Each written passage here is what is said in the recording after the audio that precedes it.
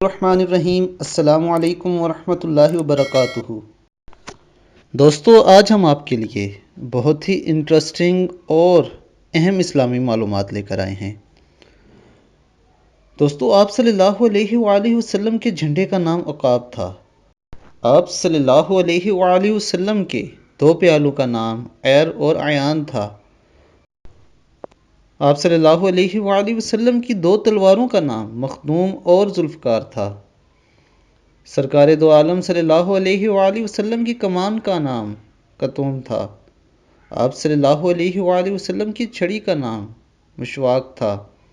آپ صلی اللہ علیہ وآلہ وسلم کی ڈھال کا نام ذلوب تھا۔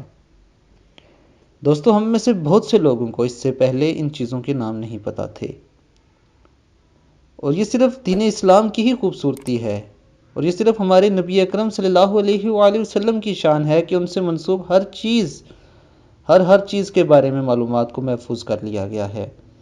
اللہ تعالی ہمیں صدق دل سے نبی پاک صلی اللہ علیہ وآلہ وسلم سے عشق کرنے کی توفیق عطا فرمائے۔ السلام علیکم ورحمۃ اللہ وبرکاتہ۔